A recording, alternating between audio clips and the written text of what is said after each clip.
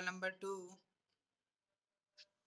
Example number 2 is that V be the vector space over the field R. कहते कोई V vector space है, F अपने को है real number, कहते कि V a vector space of all the function from R to R, मतलब real number to real number जा रही है, ठीक है। Show that कि W1 and W2 are the subspace. First आपको पहले प्रूव करना है, फर्स्ट क्वेश्चन पहले प्रूव करो W1 ਤੇ W2 subspaces are vector space over the R ਦੇ। ਹੁਣ W1 ਤੇ W2 ਆਪਾਂ ਵੈਕਟਰ ਸਪੇਸ ਪ੍ਰੂਵ ਸਬਸਪੇਸਿਸ ਪ੍ਰੂਵ ਕਰਨੀ ਹੈ ਤੇ ਪਹਿਲੇ W1 ਉਹਨਾਂ ਨੇ ਡਿਫਾਈਨ ਕੀਤਾ ਹੋਇਆ, ਕਿੱਦਾਂ ਡਿਫਾਈਨ ਕੀਤਾ ਕਿ W1 ਦੇ ਵਿੱਚ ਫੰਕਸ਼ਨਸ ਨੇ ਈਵਨ ਫੰਕਸ਼ਨਸ, W1 ਦੇ ਵਿੱਚ ਈਵਨ ਫੰਕਸ਼ਨਸ ਨੇ ਤੇ ਉਹ ਫੰਕਸ਼ਨਸ ਵੈਕਟਰ ਸਪੇਸ ਦੇ ਵਿੱਚੋਂ ਲਏ ਗਏ ਨੇ, ਕੈਪੀਟਲ V ਦੇ ਵਿੱਚੋਂ ਲਏ ਗਏ ਨੇ। ਕਹਿੰਦੇ ਜਦੋਂ ਵੀ ਆਪਾਂ ਫੰਕਸ਼ਨ ਕੱਢਦੇ ਹਾਂ, ਹੁਣ ਦੇਖੋ ਉਹਨੇ ਡਿਫਾਈਨ ਕਿੱਦਾਂ ਕੀਤਾ कि f of minus of x, अगर माइनस x की वैल्यू आ जाती है रियल ਦੇ ਵਿੱਚੋਂ ਤੇ ਉਹਦੇ ਆਪਾਂ ਫੰਕਸ਼ਨ ਲਗਾਉਂਦੇ ਆ ਤੇ ਉਹ ਪੋਜ਼ਿਟਿਵ f of x ਆ ਜਾਂਦੀ ਹੈ। ਇਦਾਂ ਦੇ ਜੇ ਆਪਣੇ ਕੋਲ ਐਲੀਮੈਂਟ ਹੈਗੇ ਨੇ ਜਾਂ ਇਦਾਂ ਦੇ ਫੰਕਸ਼ਨ ਹੈਗੇ ਨੇ ਤੇ ਉਹ ਸਾਰੇ ਫੰਕਸ਼ਨ ਆਪਣੇ ਕੋਲ W1 ਦੇ ਵਿੱਚ ਆਣਗੇ। ਤੇ ਦੂਸਰੀ ਤਰ੍ਹਾਂ ਦੇ ਫੰਕਸ਼ਨ ਅਗਰ ਮਾਈਨਸ x ਦਾ ਕੋਈ ਐਲੀਮੈਂਟ ਲੈ ਲੈਂਦੇ ਆ, ਉਹਦੇ ਤੇ ਆਪਾਂ ਫੰਕਸ਼ਨ ਲਗਾਉਂਦੇ ਆ ਤੇ ਉਹ ਮਾਈਨਸ f of x ਆਂਦਾ, ਇਟ ਮੀਨਸ ਕਿ ਉਹ ਓਡ ਫੰਕਸ਼ਨ ਹੈ। ਜੇ ਓਡ ਫੰਕਸ਼ਨ ਹੈਗੇ ਨੇ ਤੇ ਉਹ ਸਾਰੇ W2 ਦੇ ਵਿੱਚ ਆਣਗੇ। ਸਟੇਟਮੈਂਟ ਕੀ ਕਹਿ ਰਹੀ ਹੈ, ਅਗਰ ਈਵਨ ਫੰਕਸ਼ਨਸ ਨੇ ਤੇ ਉਹ ਸਾਰੇ W1 ਦੇ ਵਿੱਚ ਆਣਗੇ, ਜੇ ਓਡ ਫੰਕਸ਼ਨਸ ਨੇ ਉਹ ਸਾਰੇ W2 ਦੇ ਵਿੱਚ ਆਣਗੇ। ਇਹਨਾਂ ਦੋਨਾਂ ਸੈੱਟ ਨੂੰ ਆਪਾਂ ਪਹਿਲੇ ਪ੍ਰੂਵ ਕਰਨਾ ਸਬਸਪੇਸ। ਪਹਿਲੇ ਇੰਨਾ ਪਾਰਟ ਸੋਲਵ ਕਰ ਲੈਂਦੇ, ਫਿਰ ਉਸ ਤੋਂ ਬਾਅਦ ਨੈਕਸਟ ਹੈ ਸੈਕਿੰਡ ਕੁਐਸਚਨ ਹੈ। ਇੱਕ ਪਾਰਟ ਤਾਂ ਇੱਥੇ ਤੱਕ ਆ ਗਿਆ, ਦੂਸਰਾ ਪਾਰਟ ਅੱਗੇ ਉਹਨੇ ਕਿਹਾ ਹੈ ਕਿ ਪ੍ਰੂਫ ਕਰੋ, ਸ਼ੋ ਕਰੋ ਕਿ V is equal to W1 plus W2। ਕਹਿੰਦਾ ਕਿ ਉਹ ਪੂਰੀ ਵੈਕਟਰ ਸਪੇਸ ਕਿਹਦੇ ਬਰਾਬਰ ਹੈ, W1 ਦੇ ਐਲੀਮੈਂਟ ਪਲੱਸ W2 ਦੇ ਐਲੀਮੈਂਟ, ਇਹਨਾਂ ਦੋਨਾਂ ਦਾ ਸਮ ਕਰਾਂਗੇ ਤਾਂ ਉਹ ਪੂਰੀ ਵੈਕਟਰ ਸਪੇਸ ਦੇ ਬਰਾਬਰ ਹੈ। ਤੇ ਉਸ ਤੋਂ ਅਗਲਾ ਪਾਰਟ ਆਪਾਂ ਜੇ ਸੋਲਵ ਕਰਨਾ ਕਿ ਇਹਨਾਂ ਦੋਨਾਂ ਦੇ ਵਿੱਚ ਸਿਰਫ 0 ਐਲੀਮੈਂਟ ਇੰਟਰਸੈਕਸ਼ਨ ਹੈ, ਇਟ ਮੀਨਸ ਕਿ ਇਹਨਾਂ ਦੋਨਾਂ ਵਿੱਚ ਜੋ ਕਾਮਨ ਹੈ, ਕਾਮਨ ਕੀ ਹੈ, ਸਿਰਫ 0 ਐਲੀਮੈਂਟ, ਇਹ ਆਪਾਂ ਪ੍ਰੂਵ ਕਰਨਾ। ਫਿਰ ਆਪਾਂ ਥਰਡ ਪ੍ਰੂਵ ਕਰਨਾ ਕਿ V is equal to W1 direct sum of ਦਾ W2।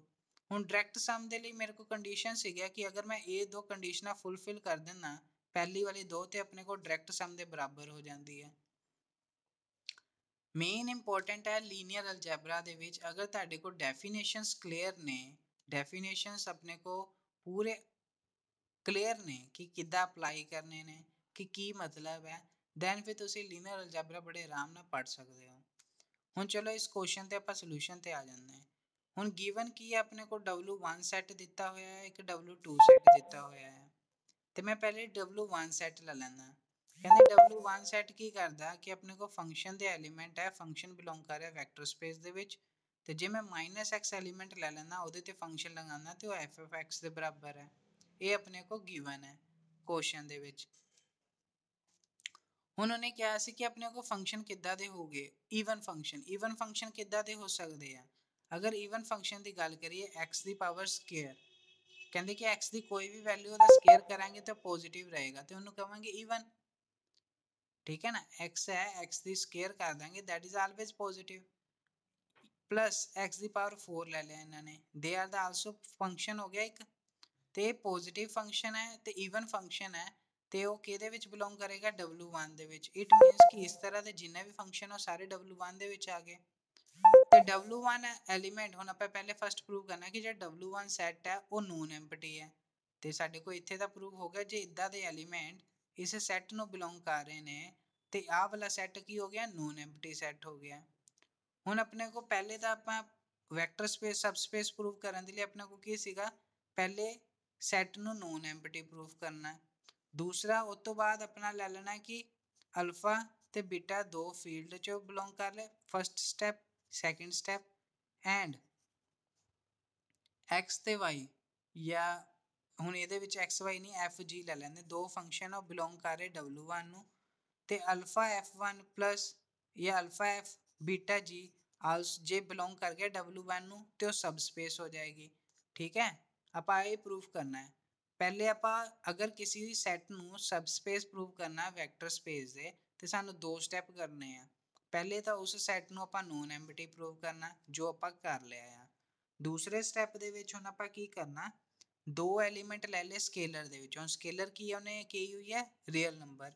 अल्फा बीटा बिलोंग कर रहे रियल नंबर तो ਆਪਾਂ ਲੈ ਲਿਆ। ਫਿਰ ਉਸ ਤੋਂ ਬਾਅਦ ਆਪਾਂ ਦੋ ਫੰਕਸ਼ਨ ਲੈ ਲੈਣੇ, ਕਿਹੜੇ ਫੰਕਸ਼ਨ, ਜਿਹੜੇ W1 ਦੇ ਵਿੱਚੋਂ ਹੈ। ਤੇ F ਤੇ G ਮੈਂ ਦੋ ਐਲੀਮੈਂਟ ਲੈ ਲੈਣਾ W1 ਤੋਂ। ਉਸ ਤੋਂ ਬਾਅਦ ਆਪਾਂ ਸੋਲਵ ਕਰਨਾ ਹੈ alpha F1 plus beta G। ਜੇ ਇਹਨੂੰ ਸੋਲਵ ਕਰਨ ਤੋਂ ਬਾਅਦ ਵੀ ਐਲੀਮੈਂਟ ਆਪਣੇ ਕੋਲ W1 ਦੇ ਵਿੱਚ ਬਿਲੋਂਗ ਕਰੇਗਾ, ਇਟ ਮੀਨਸ ਕਿ W1 is a subspace of V। ਹੁਣ ਦੇਖੋ ਅੱਗੇ ਅਗਲੇ ਪੇਜ 'ਚ ਉਹਨਾਂ ਨੇ ਸੇਮ ਇਸੇ ਤਰੀਕੇ ਨਾਲ ਕੀਤਾ ਹੈ। ਕਹਿੰਦੇ ਅਲਫਾ ਤੇ ਬੀਟਾ ਰੀਅਲ ਨੰਬਰ 'ਚ ਲੈ ਲੈ, ਜਿਹੜਾ ਆਪਾਂ ਫੀਲਡ ਦੇ ਲੈਂਦੇ ਸੀਗੇ। ਫੀਲਡ ਵਿੱਚੋਂ ਰੀਅਲ ਨੰਬਰ ਹੈ, ਧਿਆਨ ਰੱਖਣਾ ਹੈ ਕਿ ਆਪਾਂ ਫੀਲਡ ਦੇ ਵਿੱਚ ਦੋ ਐਲੀਮੈਂਟ ਲੈ ਲਏ ਅਲਫਾ ਤੇ ਬੀਟਾ। ਹੁਣ ਸੈੱਟ ਦੇ ਵਿੱਚੋਂ ਦੋ ਐਲੀਮੈਂਟ ਲੈਣੇ ਸੀਗੇ, ਆਪਾਂ ਲੈ ਲਏ F ਤੇ G।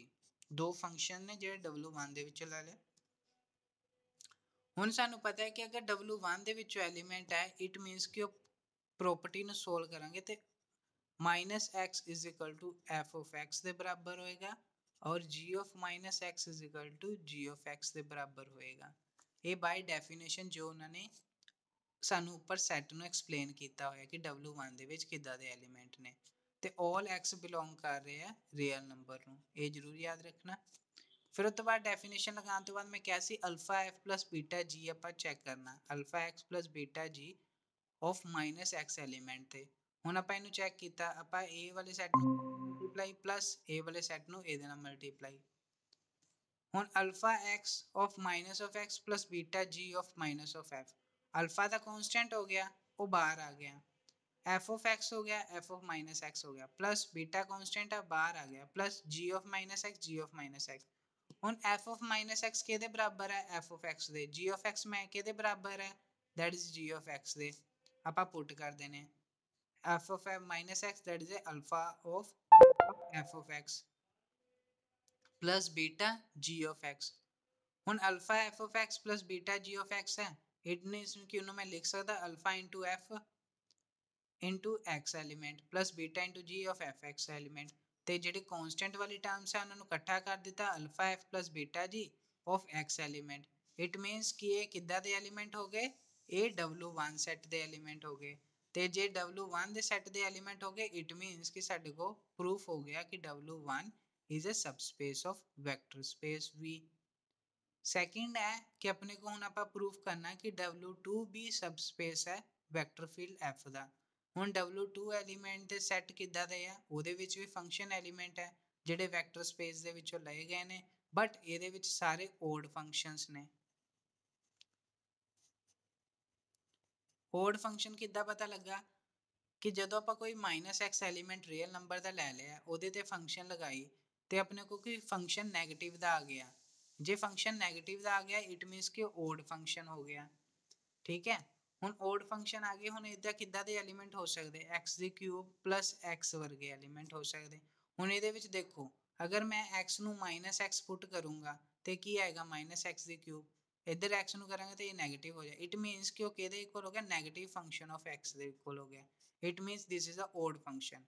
ਤੇ ਓਡ ਫੰਕਸ਼ਨ ਆਪਣੇ ਕੋ ਕਿਹਨੂੰ ਬਿਲੋਂਗ ਕਰ ਰਿਹਾ, W2 ਸੈੱਟ ਨੂੰ। ਹੁਣ ਮੇਰੇ को ਉਹੀ ਦੋ ਸਟੈਪ ਅਪ ਕਰਨੇ ਆ। ਫਸਟਲੀ ਪਹਿਲੇ ਸੈੱਟ ਨੂੰ ਨੋਨ ਐਮਪਟੀ ਪ੍ਰੂਵ ਕਰਨਾ, ਦੂਸਰਾ alpha x alpha f plus beta g ਨੂੰ ਬਿਲੋਂਗ ਕਰਨਾ W2 ਨੂੰ। ਜੇ ਉਹ ਦੋ ਐਲੀਮੈਂਟ, ਇਹ ਦੋ ਕੰਮ ਹੋ ਜਾਂਦੇ ਤੇ ਉਹਨੂੰ ਆਪਾਂ ਸਬਸਪੇਸ ਕਹਿ ਸਕਦੇ ਹਾਂ। ਹੁਣ ਨੋਨ ਐਮਪਟੀ ਤਾਂ ਇੱਥੋਂ ਸਾਡੇ ਕੋਲ ਪ੍ਰੂਫ ਹੋ ਗਿਆ ਕਿ ਸੈੱਟ ਖਾਲੀ ਨਹੀਂ ਹੈ, ਸੈੱਟ ਦੇ ਵਿੱਚ ਆਪਣੇ ਕੋਲ ਕੋਈ ਨਾ ਕੋਈ ਐਲੀਮੈਂਟ ਹੈ, ਇਹ ਸਾਨੂੰ ਪਹਿਲੇ ਪਤਾ ਲੱਗ ਗਿਆ।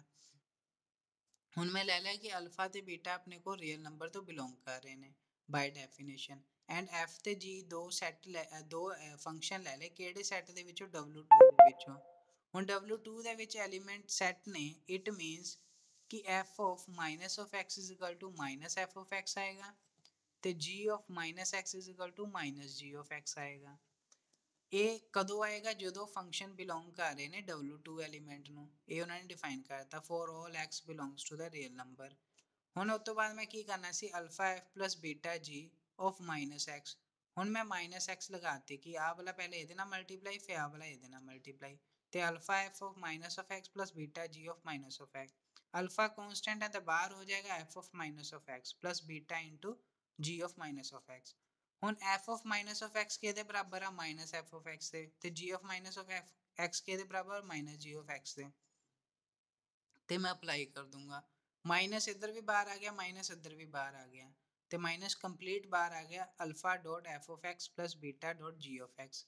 ਤੇ ਮੈਂ ਉਹਨੂੰ ਲਿਖ ਸਕਦਾ alpha x into alpha x plus beta g of function of x ਤੇ ਹੁਣ ਸਾਨੂੰ ਪਤਾ ਲੱਗ ਗਿਆ ਕਿ alpha F plus beta of ਜੀ ਆਫ ਮਾਈਨਸ ਆਫ ਐਕਸ ਲਗਾਉਂਦੇ ਜਿਹਦੇ ਫੰਕਸ਼ਨ ਤੇ ਆਪਣੇ ਕੋਲ ਮਾਈਨਸ ਐਫ ਆਫ ਐਕਸ ਆ ਜਾਂਦਾ ਤੇ ਇਹ ਬਿਲੋਂਗ ਕਰ ਗਿਆ W2 ਸੈਟ ਨੂੰ। ਇਦਾਂ ਦੇ ਜਿੰਨੇ ਵੀ ਐਲੀਮੈਂਟ ਆ ਉਹ ਸਾਰੇ W2 ਦੇ ਵਿੱਚ ਬਿਲੋਂਗ ਕਰ ਰਹੇ ਆ। ਇਟ ਮੀਨਸ ਕਿ ਆਪਣੇ ਕੋਲ ਪ੍ਰੂਫ ਹੋ ਗਿਆ ਕਿ W2 is a subspace of vector space field. ਤੇ ਸਾਡੇ ਕੋਲ ਫਸਟ ਪਾਰਟ ਕੰਪਲੀਟ ਹੋ ਜਾਂਦਾ ਪੂਰੀ ਥਿਊਰਮ ਦਾ ਕਿ ਆਪਾਂ ਪ੍ਰੂਫ ਕਰਨਾ ਸੀ ਅਲਫਾ 1 W1 ਤੇ W2 ਦੋਨੋਂ ਹੀ ਸਬ ਸਪੇਸਿਸ ਨੇ ਵੈਕਟਰ ਫੀਲਡ F ਦੇ ਓਵਰ ਦਾ ਰੀਅਲ ਨੰਬਰ R। थर्ड अपने को सीखा कि अपने को प्रूफ करना है कि V is equal to W plus W2, V is equal to W1 plus W2। ਹੁਣ ਦੇਖੋ W1 plus W2 ਨੂੰ ਪ੍ਰੂਫ ਕਰਨ ਦੇ ਲਈ ਆਪਾਂ ਪਹਿਲੇ ਕੋਈ ਐਲੀਮੈਂਟ ਲੈ ਲਿਆ ਫੰਕਸ਼ਨ V ਦੇ ਵਿੱਚੋਂ। ਹੁਣ V ਦੇ ਵਿੱਚ ਵੈਕਟਰ ਸਪੇਸ ਹੈ, ਉਹਦੇ ਵਿੱਚ ਕੀ ਹੈ ਸਾਰੇ ਫੰਕਸ਼ਨਸ ਨੇ। ਆਪਾਂ ਲੈਟ ਲੈ ਲਿਆ ਕਿ ਫੰਕਸ਼ਨ ਲੈ ਲਿਆ ਕੋਈ ਵੀ ਵੈਕਟਰ ਸਪੇਸ ਦੇ ਵਿੱਚੋਂ V ਦੇ ਵਿੱਚੋਂ। ਅਗਰ V ਕੋਈ ਫੰਕਸ਼ਨ ਹੈ, ਮੰਨ ਲਓ ਕਿ ਮੈਂ ਲੈ ਲਿਆ ਕਿ V element F element V ਦੇ ਵਿੱਚੋਂ, ਤੇ F ਜੇ ਵੈਕਟਰ ਸਪੇਸ ਦੇ ਵਿੱਚੋਂ ਲੈ ਰਹੇ ਹਾਂ ਤੇ ਉਹ ਮੈਂ F of X ਨੂੰ ਡਿਫਾਈਨ ਕਰ ਸਕਦਾ ਹਾਂ। ਉਹਨੂੰ ਡਿਫਾਈਨ ਇਸ ਤਰੀਕੇ ਨਾਲ ਕਰਨਾ ਹੈ ਕਿ ਉਹਦੇ ਵਿੱਚ ਆਪਣੇ ਕੋਲ ਪੋਜ਼ਿਟਿਵ ਪਾਰਟ ਵੀ ਆ ਗਿਆ, ਨੈਗੇਟਿਵ ਪਾਰਟ ਵੀ ਆ ਗਿਆ। ਤੇ ਮੈਂ ਲਿਖ ਸਕਦਾ half of f of x plus f of minus of x plus half of f of x minus f of minus x। ਜੇ ਤੁਸੀਂ ਇਸ ਟਰਮ ਨੂੰ ਪੂਰੀ ਨੂੰ ਸੋਲਵ ਕਰੋਗੇ ਤੇ ਆਹ ਵਾਲਾ ਵਾਲੇ ਪਾਰਟ ਨਾਲ ਕੈਂਸਲ ਹੋ ਜਾਏਗਾ ਤੇ half of f of x plus half of f of x ਸਾਡੇ ਕੋਲ 1 ਦੇ ਬਰਾਬਰ ਆ ਜਾਊਗੇ। ਤੇ ਆਪਾਂ ਉਸ ਤਰੀਕੇ ਨਾਲ fx ਨੂੰ ਡਿਫਾਈਨ ਕਰਨਾ ਕਿ ਸਾਡੇ ਕੋਲ W1 ਵਾਲਾ ਪਾਰਟ ਵੀ ਆ ਜਾਏ ਤੇ W2 ਵਾਲਾ ਪਾਰਟ ਵੀ ਆ ਜਾਏ ਤੇ all x ਬਿਲੋਂਗ ਕਰ ਰਹੇ ਰੀਅਲ ਨੰਬਰ ਦੇ ਵਿੱਚੋਂ। ਹੁਣ ਮੈਂ ਪਹਿਲੇ ਵਾਲੇ ਫੰਕਸ਼ਨ ਜਿਹੜਾ ਪਹਿਲਾ ਵਾਲਾ ਕੰਪਲੀਟ ਫੰਕਸ਼ਨ ਹੈ ਇਸ ਨੂੰ ਮੈਂ ਕੰਪਲੀਟ f of x ਲੈ ਲਿਆ ਤੇ ਦੂਸਰੇ ਵਾਲੇ ਨੂੰ ਮੈਂ ਕੰਪਲੀਟ g of x ਲੈ ਲਿਆ ਤੇ ਇਹਨੂੰ f of x ਲੈ ਲਿਆ, ਇਹਨੂੰ g of x ਲੈ ਲਿਆ। ਹੁਣ ਮੈਨੂੰ ਪਤਾ ਹੈ ਹਾਂਜੀ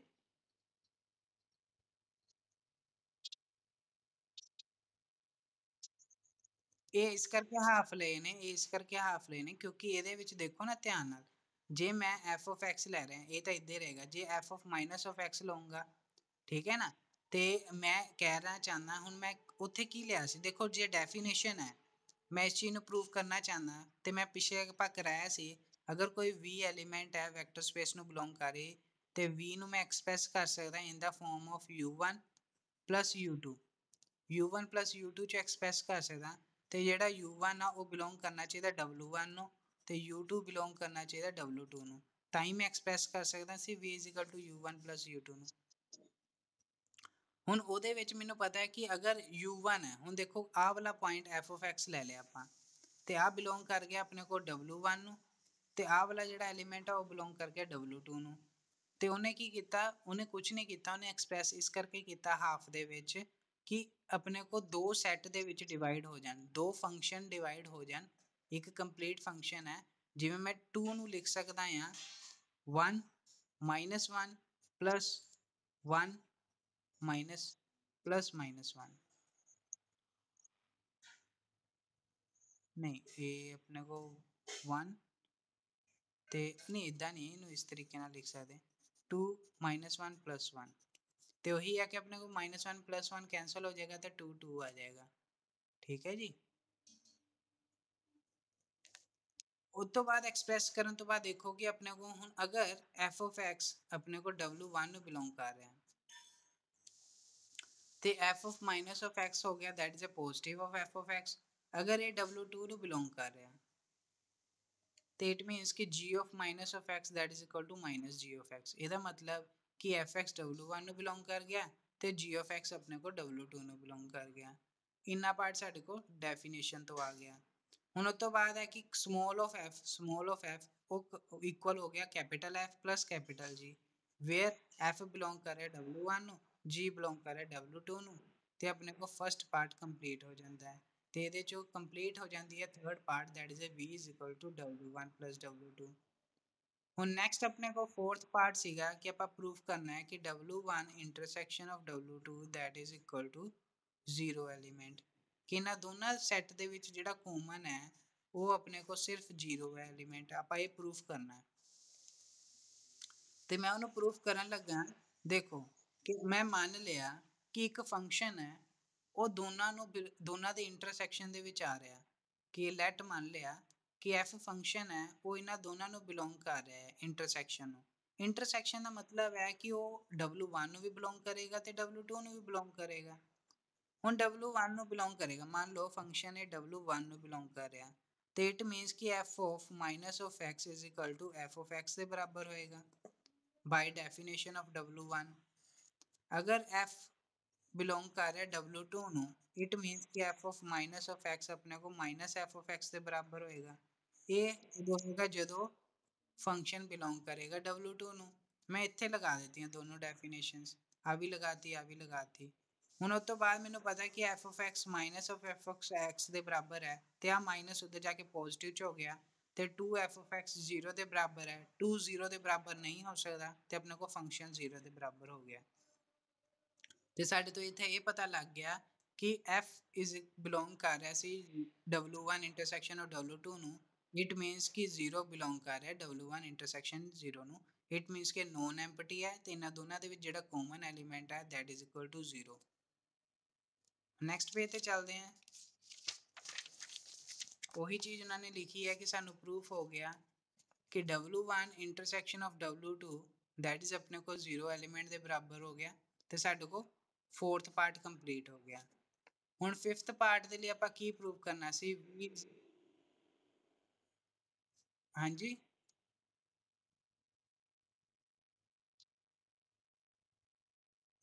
ਕੋਈ ਨਹੀਂ, ਤੁਸੀਂ ਬੁੱਕ ਚੋਂ ਦੇਖ ਲਓ, ਬੁੱਕ ਚੋਂ ਦੇਖ ਲਓ, ਮੈਂ ਬਾਅਦ ਚੋਂ ਅਪਲੋਡ ਕਰ ਦੂੰਗਾ। ਹੁਣ ਦੇਖੋ ਉਸ ਤੋਂ ਬਾਅਦ ਹੈ ਕਿ ਫਿਫਥ ਪਾਰਟ ਦੇ ਵਿੱਚ ਕੀ ਸੀਗਾ ਕਿ V ਆਪਾਂ ਪ੍ਰੂਫ ਕਰਨੀ ਸੀ W1 direct sum of W2, ਤੇ ਮੈਨੂੰ ਪਤਾ ਸੀ ਅਗਰ ਮੈਂ W1 direct sum of W2 proof ਕਰਨਾ ਤੇ ਮੈਨੂੰ ਦੋ ਪਾਰਟ ਪ੍ਰੂਫ ਕਰਨੇ ਪੈਣੇ, V is equal to W1 plus W2, ਤੇ W1 ਇੰਟਰਸੈਕਸ਼ਨ ਆਫ W2 ਆਪਣੇ ਕੋਲ 0 ਦੇ ਆਣਾ ਸੀ ਇਕੁਅਲ, ਤੇ ਆਪਣੇ ਕੋਲ ਦੋਨੋਂ ਪਾਰਟ ਆਪਾਂ ਪਹਿਲੇ ਹੀ ਪ੍ਰੂਫ ਕਰ ਚੁੱਕੇ ਹਾਂ, ਇਸ ਕਰਕੇ ਸਾਡੇ ਕੋਲ ਫਿਫਥ ਪਾਰਟ ਡਾਇਰੈਕਟ ਪ੍ਰੂਫ ਹੋ ਜਾਂਦਾ ਹੈ, ਤੇ ਆਪਣੇ ਕੋਲ ਇੱਥੇ ਥਿਊਰਮ ਕੰਪਲੀਟ ਹੋ ਜਾਂਦੀ ਹੈ। ਠੀਕ ਹੈ ਬੇਟਾ।